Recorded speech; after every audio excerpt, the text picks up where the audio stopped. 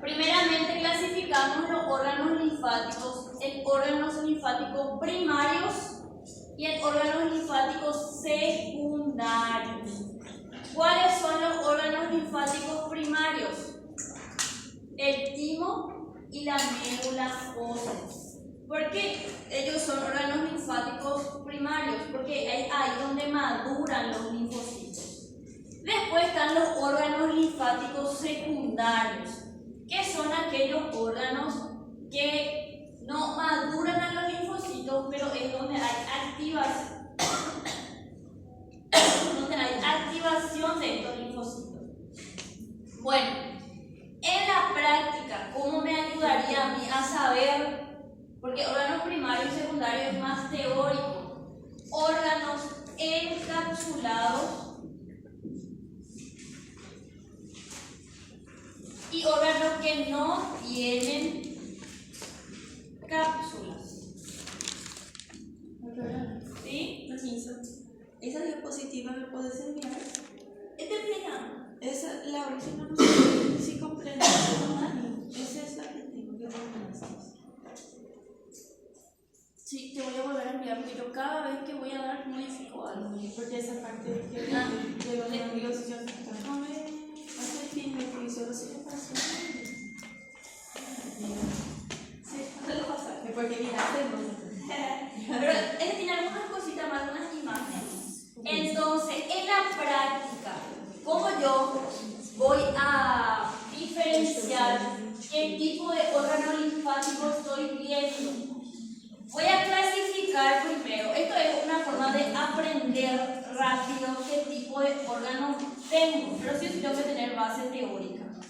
Órganos que tienen cápsulas encapsulados y órganos que no tienen cápsulas, o sea, que ya son tejidos realmente. En los tejidos, nosotros ya hablamos de dos tejidos linfáticos la semana pasada. ¿Cuáles eran? Tejido linfático difuso y tejido linfático nodular. Estos no tienen cápsulas, es decir, no tienen tejido conectivo denso y regular que le envuelve. Entonces yo estoy mirando ya la lámina y veo que no tiene ninguna cápsula que le envuelve a ese tejido linfático que estoy viendo. Entonces yo estoy viendo tejido linfático difuso o tejido linfático nodular.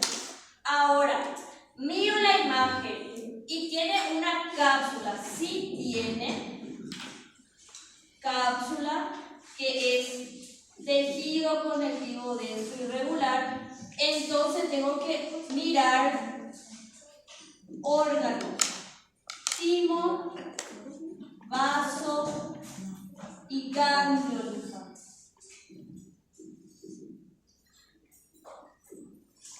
Entonces, lo que yo estoy viendo es el timo, es el vaso o es el ganglio linfático. Ahora, vamos a saber las características de cada órgano y vamos a empezar por el ganglio linfático.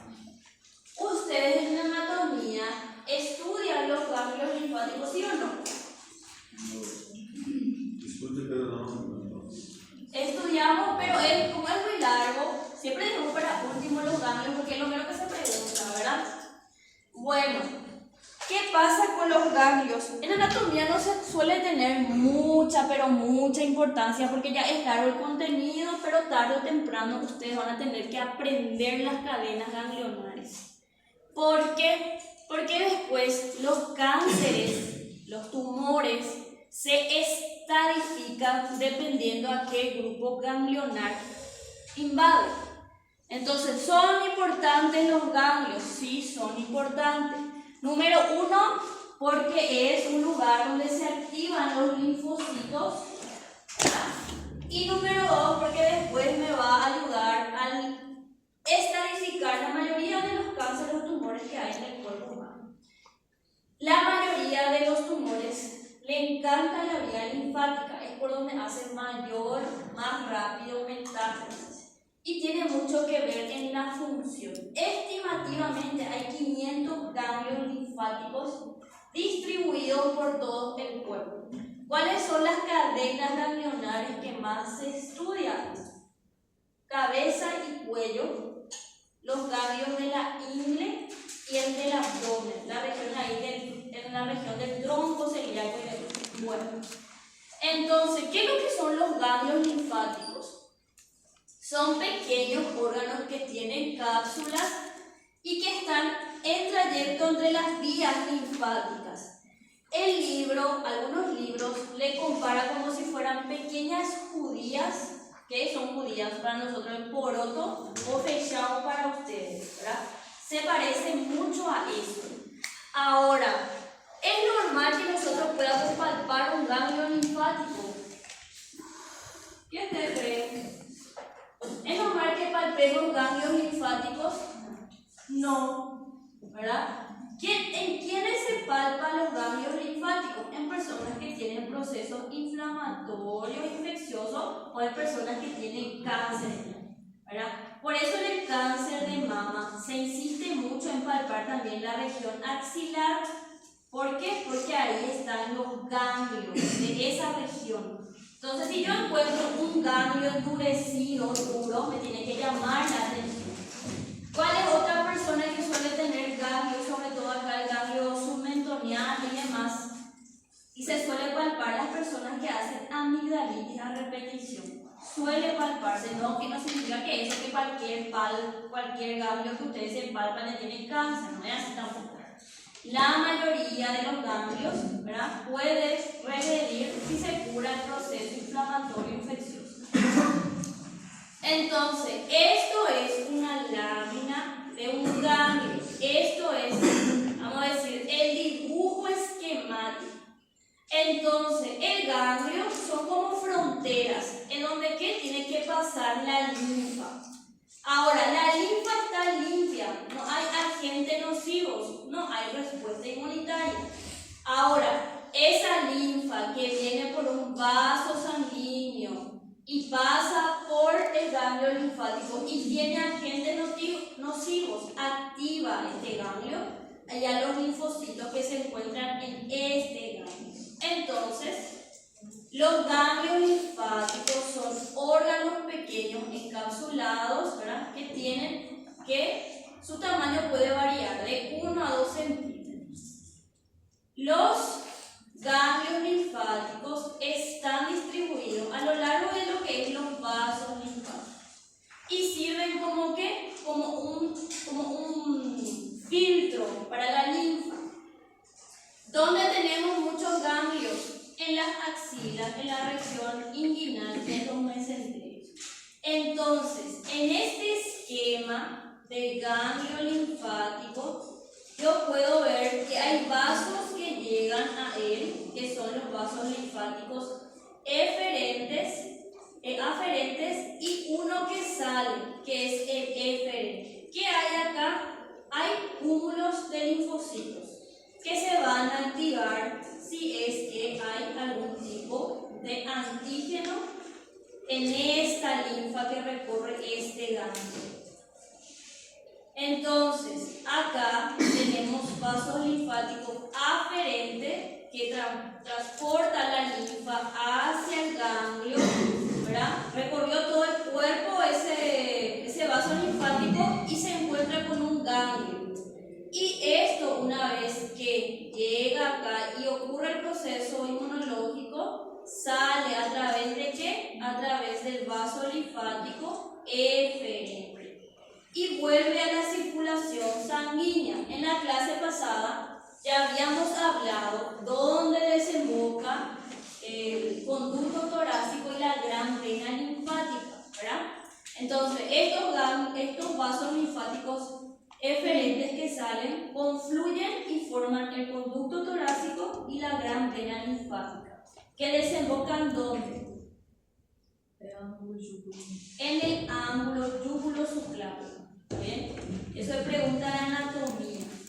Bueno, Entonces, si yo miro este corte de este ganglio, puedo ver que tiene una cápsula de tejido conectivo denso irregular que lo envuelve, que envía trabéculas a su interior.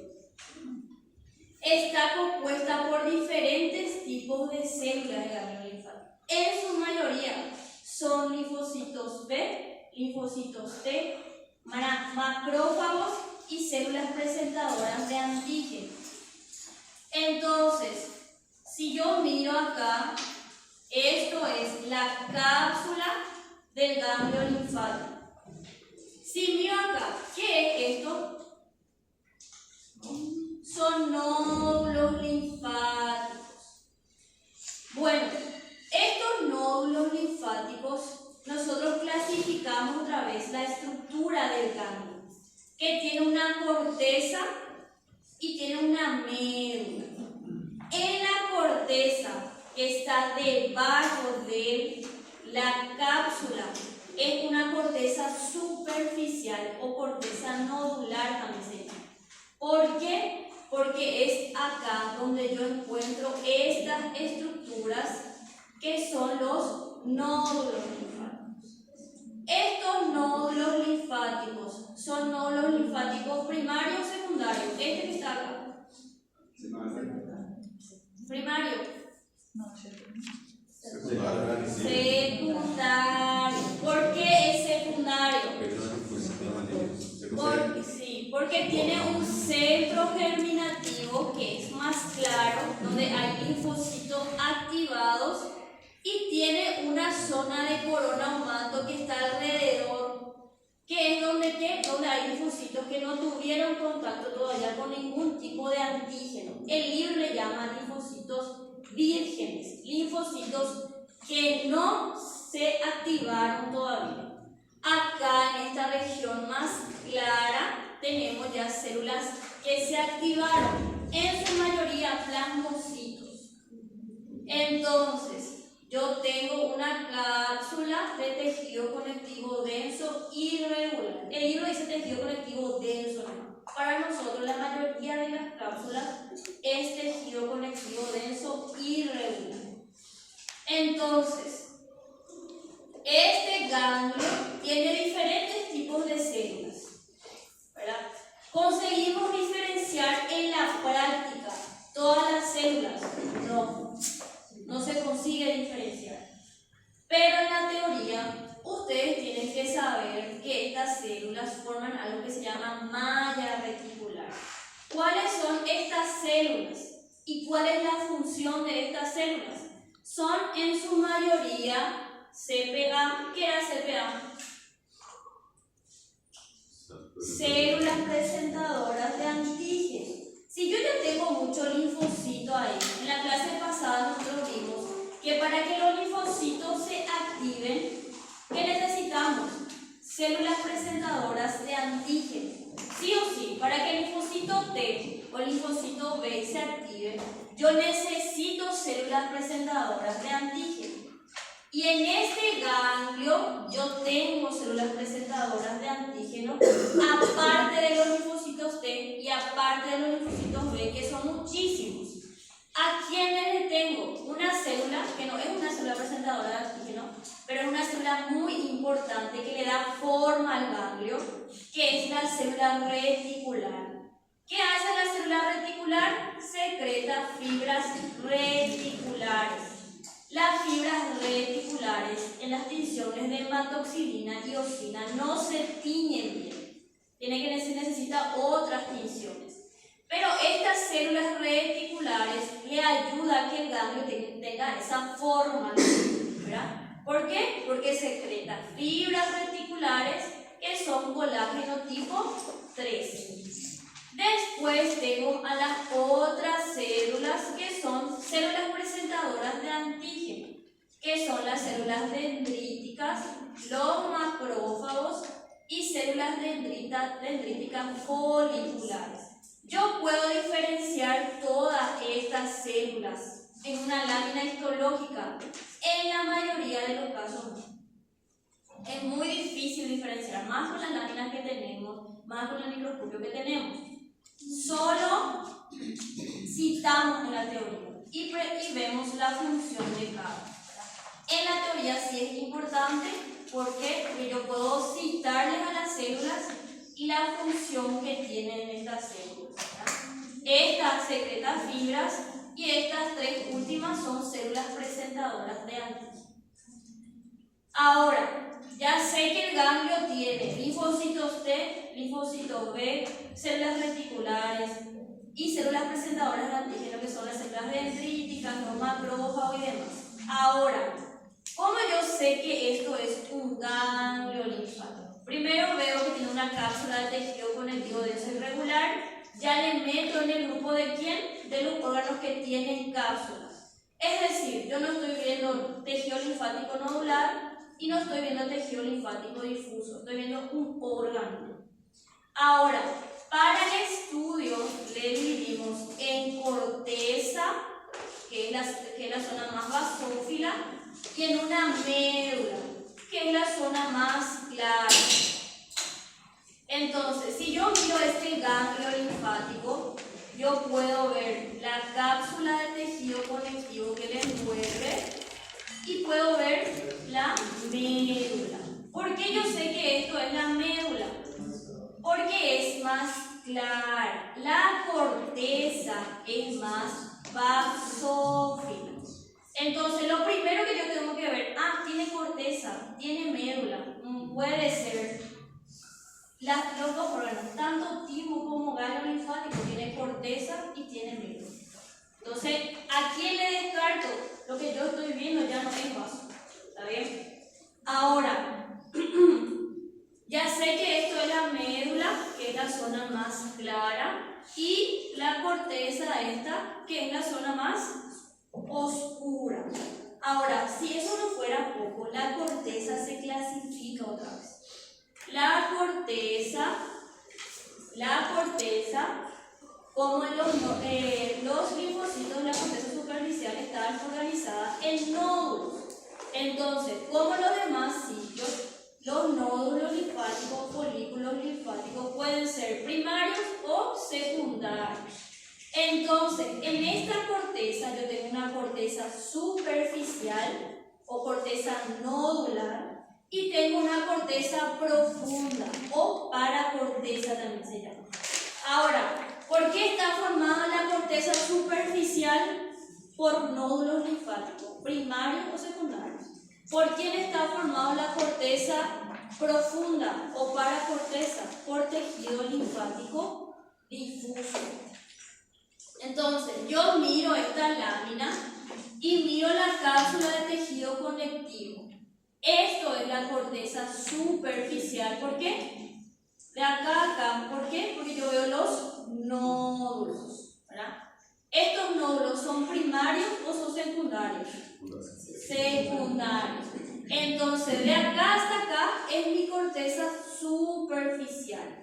Lo que viene acá, este tejido que no tiene forma, que está disperso, ¿cómo se va a denominar entonces? Esto que está acá. Si esta es la corteza superficial, esta va a ser la corteza profunda o paracorteza. Una pregunta. La corteza superficial, nódulos linfáticos primários, secundários, solamente primários? No, primario y secundario, los dos podemos poner. En la mayoría de las láminas se ven mejor las secundarias, ¿verdad? Por sus características. Ahora, en la corteza superficial, o sea, la corteza profunda o paracorteza, es tejido linfático difuso. Ahora, la mayoría de los nódulos linfáticos son linfocitos B, en la mayoría. Y el tejido linfático difuso está compuesto, que es la corteza profunda, está compuesta por linfocitos T. Entonces, acá en este ganglio linfático, yo ya puedo diferenciar la corteza superficial y la corteza profunda. La corteza en sí tiene dos, otra vez, la superficial y la profunda. La superficial son nódulos linfáticos primarios y secundarios Y la profunda es tejido linfático difuso, no forma nódulos. Ahora, sabiendo eso, que la corteza superficial tiene tejido linfático nodular y la corteza profunda tiene tejido linfático difuso, ¿me voy a dónde? A la médula. La médula, no hay nódulos y no hay tejido linfático difuso. ¿Qué hay en la médula? Hay senos linfáticos y cordones linfáticos, ¿verdad? Ahora, la médula es la porción más profunda de este ganglio, ¿verdad? Y está compuesta por senos linfáticos medulares. ¿Qué son senos? Son la continuación de la vía linfática. Y también está compuesta por cordones. Cordones son pequeños cúmulos que forman los cordones, como son los cordones del zapato, que son cúmulos de tejido linfático. Estos cordones están formados por linfocitos B, macrófagos, células dendríticas y plasmocitos. Ahora, ¿cómo yo sé cuál es el cordón y cuál es el seno? ¿Cómo ustedes piensan que es? ¿Esto qué más claro que sería? Los senos linfáticos. Y estos cúmulos de tejido linfático que están formados por macrófagos, células dendríticas, linfocitos, son los cordones. Entonces, esto que marcan son los cordones linfáticos, estos que están acá, son los cordones, y estos son los senos. ¿Qué son los senos? Tienen epitelio y tienen muchas células del sistema inmunitario. ¿Por qué? Porque es acá donde va a pasar la linfa. Los cordones medulares poseen linfocitos B en su mayor parte, células plasmáticas, macrófagos y células dendríticas. En la práctica, le van a sacar esta imagen y le va a preguntar una de esas células. No. Máximo lo que le puede señalar esto, diagnostica la estructura. ¿Qué son estos? Estos cordones. Identifica la estructura y le pone la región blanca, son senos, ¿verdad? Entonces, en la médula encontramos cordones y senos medulares. Bueno, en su mayoría, como ya les dije, están formados por linfocitos T en la corteza profunda y algunos que se ubican en la corteza superficial. Y los linfocitos B son la mayoría de los centros germinativos de ese nódulo linfático. Entonces lo mismo, esta imagen es horrible, pero es lo que había.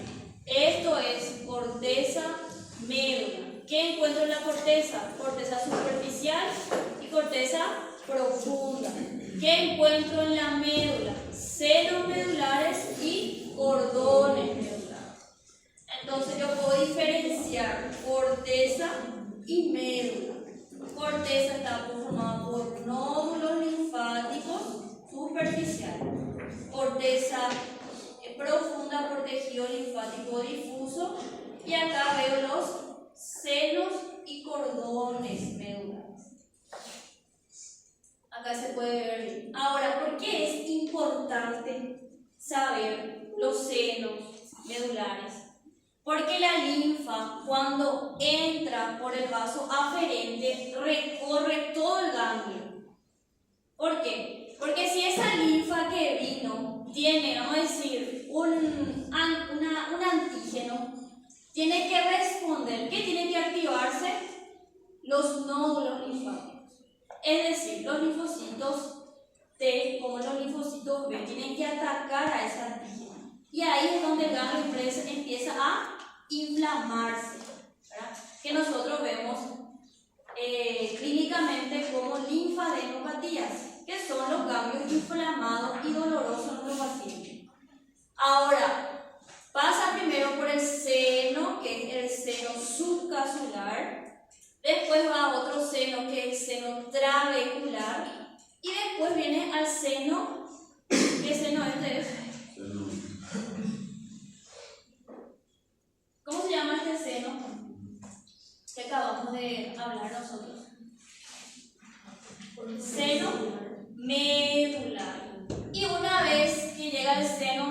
sale por el vaso linfático aferente, ¿verdad? O eferente. Porque aferente es el que entra y eferente es el que sale. ¿Qué tiene que vender usted hoy? Nada. Mañana. Están todos muy... Bueno, entonces esto es una lámina de la práctica. Veo la cápsula, veo la corteza superficial, la corteza profunda y veo los cordones y los senos medulares. Acá veo los nódulos linfáticos. Si estoy viendo nódulos linfáticos, ¿en qué corteza estoy viendo? La corteza superficial.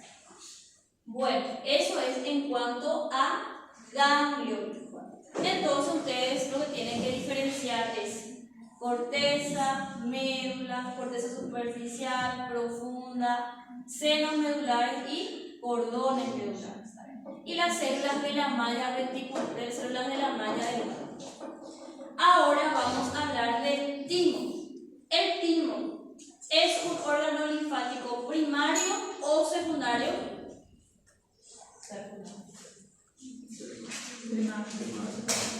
¿Alguien recuerda? El timo es un órgano linfático primario o secundario. Primario, ¿por qué? Porque ahí es donde van las células, los linfocitos T. A ver si puse esa imagen acá. ¿Por qué es un órgano linfático primario? El timo. Porque el linfocito, ¿dónde se origina? En la médula ósea. Pero ese linfocito, cuando está en la médula ósea, es un linfocito, no es un linfocito útil todavía. No es un linfocito maduro. Entonces, ¿qué tiene que irse? ¿Dónde tiene que irse? Tiene que irse en una escuela química que decimos nosotros, que es el timo. ¿Qué hace el timo con ese linfocito? Hace que él madure, que se vuelva inmunocompetente. Y una vez que se vuelve inmunocompetente, él se gradúa, por así decirlo, y se vuelve el linfocito maduro. Por eso es un órgano linfático primario el timo, porque el timo se encarga de la maduración de los linfocitos T. ¿Quién se encarga de la maduración de los linfocitos B? La médula ósea. Bueno, el timo es un órgano bilobulado que se encuentra delante del corazón y de los grandes vasos. ¿Ya vieron en el cuerpo del amor y el timo? ¿Por qué no se ve el timo? Porque ela tem 5 anos, funcionamento a 5 anos. Después é só uma massa de gordura. Sí, porque hasta la pubertad tenemos timo, ¿verdad? Pubertad varía tanto en el hombre como en la mujer, ¿verdad? Entonces, conforme vamos creciendo, el timo pasa a ser tejido adiposo. Entonces es muy difícil encontrar en una persona ya grande el timo bien con su forma, bien con sus lóbulos. ¿Qué encontramos? Tejido adiposo en la mayoría de los casos. Entonces, persiste como órgano de gran tamaño hasta la pubertad, cuando hay diferenciación y proliferación de linfocitos T y disminuye la mayor parte del tejido linfático reemplazado por ¿quién? Por tejido adiposo. Entonces, yo puedo diferenciar timo adulto del timo niño. ¿Por qué? Porque el timo del adulto va a tener más tejido adiposo que tejido del timo propiamente dicho. En cambio, el timo del niño es un timo que tiene todavía todas las estructuras. El timo es un órgano que tiene cápsulas. Sí, es un órgano que tiene cápsulas también. Ahora, ¿qué pasa con el timo? Esta cápsula envía trabéculas al interior de la glándula, del órgano linfoide, y lo divide ¿en qué? En lobulillos. quién le parece estos lobulillos? ¿A qué piensan que parece este lobulillo sobre todo? Un nódulo linfático, ¿verdad? Tiene una zona clara y una zona más oscura. Pero los lobulillos tímicos le parecen nomás, no son nódulos linfáticos. Entonces, si yo miro acá el timo, veo que tiene una cápsula de tejido conectivo denso, este que está acá, esta cápsula, y esta cápsula envía trabéculas al interior del timo y lo divide en lobulillos. Entonces, no podemos, ¿cómo decir?, confundir al timo ¿con qué? Con un nódulo, porque los nódulos no tienen cápsula, no tienen tejido conectivo. Ahora, este órgano sí lo tiene. Entonces, dando el aspecto de un nódulo falso tiene el timo. Ahora, el timo, si tiene lobulillos que lo dividen, tienen también una médula y tienen una corteza. ¿Cómo yo le diferencio a este con el ganglio linfático? Y acá en la corteza no hay, que no encuentro acá, en la corteza, que sí tiene el ganglio, no los linfáticos. El timo está formado por muchas células, pero las células más abundantes son ¿quiénes? Los linfocitos, que son linfocitos inmaduros todavía, que se denominan timocitos. Y también está formada por células epitelio-reticulares. Bueno, si miro acá, la zona más clara es la médula y la zona más oscura, más basófila, que es esta que está acá, es la corteza. Ahora, miro lo mismo en esta imagen. Esto es la corteza y esto que está acá es la médula. ¿Qué son todos esos puntitos violetas? Linfocitos que están madurando. Ahora, ¿puedo diferenciar otras células aparte de los linfocitos que están madurando? Sí puedo. Estas células cuyo núcleo es pálido, que son las células epitelio-reticulares. Las células epitelio-reticulares están enumeradas del 1 al 6. Es decir, 1, 2, 3, 4, 5, 6. Ahora, en la teoría tienen que saber la ubicación de cada célula epitelio-reticular.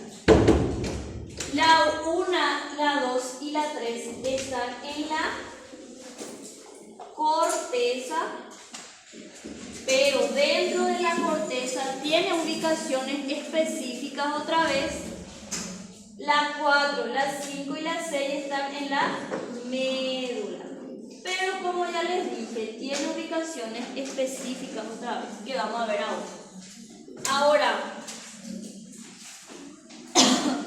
esta estructura que está acá, ¿qué es?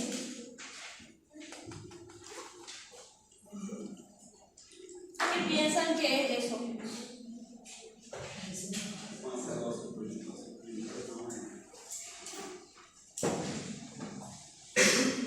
Ven acá estas células.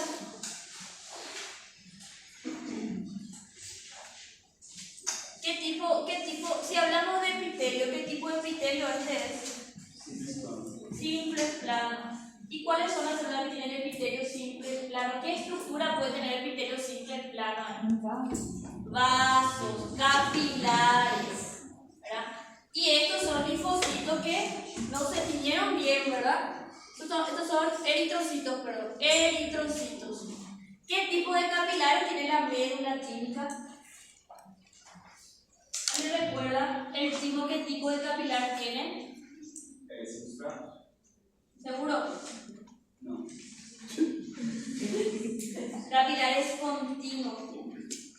Y ahí está la ¿cómo va a tener capilares continuos? Algo que salen muchas células. Bueno, no es la lógica, pero tiene capilares continuos. La médula química tiene capilares continuos. Entonces, es acá lo mismo en la teoría. Bueno, lo mismo. Entonces, el parénquima actínico contiene linfocitos T que están en desarrollo y unas células epitelios reticulares. ¿Qué es lo que hacen las células epitelios reticulares? Ellas son las encargadas de que el linfocito T inmaduro madure, haciendo que secretando sustancias que son hormonas químicas, como la timopoyetina, factor estimulante químico, entre otros. Entonces, la porción externa, muy basófila, es la corteza. Y lo que está acá adentro es la médula. Estos linfocitos T también se denominan como timocitos. Y está formada también por una extensa malla de células epitelios reticulares. Aparte de eso, obviamente hay otras células que son células presentadoras de antígeno. Como yo veo la célula epitelio reticular, acá hay otra célula epitelio reticular. Voy a aumentar núcleo pálido, que se ve bien el núcleo y su nucleolo. Esta. ¿Qué son todas estas células que están acá? Son linfocitos que están madurando, es decir, son timocitos. Entonces, ¿cómo yo diferencio las células epitelio reticular? Son células bien eosinófilas, con un núcleo ovalado claro y con dos nucleolos, y tiene una gran cantidad de prolongaciones. Yo consigo seguir todas las prolongaciones. Miren, por ejemplo, esta célula acá, esta que está acá. Yo consigo seguir todas las prolongaciones, solo algunas, ¿verdad? Entonces, tiene muchas prolongaciones, sí, pero conseguir seguir todas ellas es muy difícil. Pero puedo diferenciar a la célula epitelio reticular de las otras células. Acá hay otra, acá hay una, otra, y acá hay otra, esta es otra. ¿Ven? Se diferencian de estas células que son los timocitos. Entonces, célula epitelio reticular, ya les aviso, tienen que saber su ubicación cada uno. Bueno, en la corteza tenemos la célula epitelio reticular tipo 1. ¿Dónde se ubica la célula epitelio reticular tipo 1? Entre el límite de la corteza y de la cápsula. Entonces, acá ya tenemos a la célula epitelio reticular tipo 1. ¿Cuál es la función? Ayuda a separar la cápsula del parénquima químico. Es como un separador, la célula epitelio reticular tipo 1. Después está la otra célula, que es la célula epitelio reticular tipo 2. ¿Qué hace la célula reticular tipo 2? Expresa estas moléculas. ¿Qué son estas moléculas? Complejo de histocompatibilidad tipo 1 y tipo 2, que son importantísimas ¿para qué? Para que el linfocito pueda educarse, ¿verdad? Para que se vuelva inmunocompetente. Son células, son complejos que presentan la célula presentadora de antígenos. ¿Dónde encuentro las células reticulares tipo 2? En la corteza, propiamente dicha. Entonces, el 1 está entre la corteza y la cápsula. La 2 está en la corteza. Ahora la célula epitelio reticular tipo 3. La de tipo 3 está entre el límite de la corteza y la médula.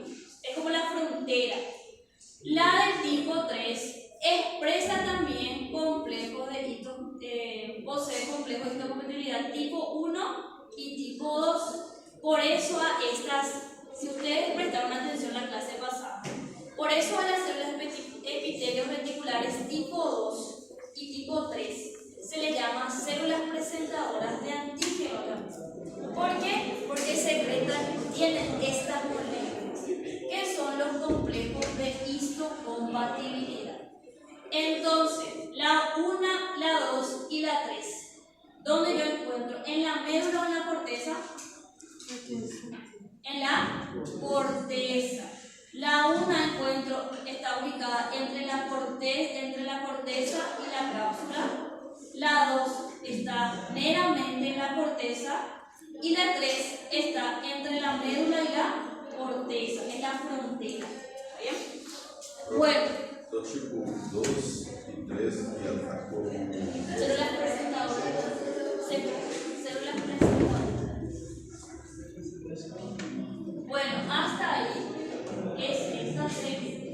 Ahora, obviamente que ahí vamos a encontrar también macrófagos, ¿verdad?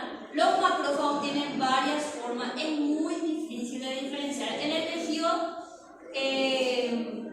tejido conectivo luego ya es difícil diferenciar. Imagínense que donde hay miles, millones de células. Aunque las células epitelios reticulares de la corteza típica desempeñan importantes funciones en el desarrollo de los linfocitos T competentes, datos recientes indican que los linfocitos T en las distintas etapas de su diferenciación controlan la microarquitectura de las células epitelios reticulares típicas en un fenómeno llamado transintercomunicación. Antes, los libros de antes no explicaban bien cuál era la función de las células epitelios reticulares. Hay libros que mencionan que secretan hormonas. El Ross, por ejemplo, no menciona eso. Dice que las células epitelios reticulares son importantes ¿para qué? Para la educación del linfocito, para que el linfocito pueda madurar. Ahora, en la médula tenemos también células epitelios reticulares, solo que con otro número, ¿verdad? Tenemos la célula epitelio reticular tipo 4, la tipo 5 y la tipo 6. La tipo 4 están situadas entre la corteza y la médula, y la de tipo 5 está situada, ocurre como las células del tipo 2 de la corteza, ¿verdad? Que se encuentran solo en la médula. Ahora, de las células epitelios reticulares de la médula, ¿cuál es la más importante? La tipo 6. ¿Por qué? Porque esta tipo 6 forma el corpúsculo de Casa. El corpúsculo de Casa es esta estructura que son masas conglomeradas, por así decirlo, de células epitelios reticulares tipo 6. Están muy juntas y se disponen concéntricamente y tienen unos gránulos que se llaman gránulos de queratoialina. ¿Qué hacen los corpúsculos de Casa? Secretan interleucina 4 y interleucina 7. ¿Y actúa qué? En la educación del linfocito T, en el timo. Ahora, muchas veces para diferenciar si el órgano que yo estoy viendo es el timo, yo solo me tengo que ir en la médula y buscar al corpúsculo de Casa, que ya me va a dar el diagnóstico. Yo voy a poder diagnosticar ya el órgano de que estoy viendo el timo. ¿Por qué? Porque si hablamos de ganglio linfático, ¿en algún momento hablamos de corpúsculo de Casa? No. ¿Dónde es el único órgano donde encontramos el corpúsculo de Casa? Solo en el timo. ¿Por qué tipo de células epitelios reticulares está compuesta el corpúsculo de Casa? Por el tipo o el número 6. Y se puede ver bien estos corpúsculos en la médula. Esto es como si fueran rosas, ¿verdad? Son células epitelios reticulares tipo 6 que se aglomeran y empiezan a secretar gránulos que son los gránulos de queratohialinas, que le da ese aspecto, parece queratinizado, pero no es realmente queratina. Entonces, el corpúsculo de Hazard son estas estructuras redondeadas y están compuestas concéntricamente. ¿Por qué? Por las células epitelios reticulares tipo 6. Entonces, ¿se pregunta el corpúsculo de Hazard? Claro que sí, porque es lo más llamativo del tipo. Se pregunta por qué tipo de células epitelios reticulares están formadas. Se pregunta si se encuentra en la corteza y en la médula. Se pregunta cuál es su función. ¿Cuál es la función? Secreta interleucinas tipo 4 y 7. ¿Tá? Vou falar de outra secreção além dessa, Davi. Há outra secreção, interleucina 4 e 7 e outra nova Interleucina nomás. Solo interleucina 7 y 4. Y que ayuda a qué? A la educación de los linfocitos. Ahora, esto es como vemos en la práctica. Corpúsculo de Hazard, ya les aviso, es lo que siempre se pregunta. Corpúsculo de Hazard, es lo que siempre se pregunta, siempre. Se encuentra en el timo. ¿En qué parte del timo se encuentra? ¿Por qué tipo de célula epitelio reticular está formada? Bueno, todo eso sí o sí se pregunta, ¿está bien? Cuando hablamos de timo. Ahora, ¿yo puedo diferenciar el timo niño del timo adulto? Sí puedo diferenciarlo. ¿Qué tengo mucho acá? Tejido. Yo no veo acá lobulillos, ¿verdad? No veo corteza, no puedo diferenciar la corteza y la médula. Entonces, si veo que no tiene la estructura del timo y tiene mucho tejido adiposo, veo algunos corpúsculos, ¿verdad? Estoy viendo el timo del adulto. ¿Alguna duda con timo y ganglio? Entonces ya puedo diferenciar ganglio y ya puedo diferenciar timo. ¿Qué tiene corpúsculo de Hazard? Timo. ¿El ganglio tiene corpúsculo de Hazard? No tiene. ¿Qué tiene la corteza del ganglio linfático? Nódulos linfáticos. ¿En el timo hay nódulos linfáticos? No existe. No hay. Hay corteza y médula, que está formada por células epitelios reticulares tipo 1, 2, 3, 4, 5, 6. Cada una tiene su ubicación específica dentro del timo y su función específica dentro del timo. ¿Qué quiere decir eso? Que se pregunta cada una su ubicación y su función. La más importante es la 6. ¿Por qué? Porque forman los corpúsculos de Hazard, que se encuentran en la corteza o en la médula. En la médula. Bueno, ahora tenemos. Vamos en un pequeño receso y después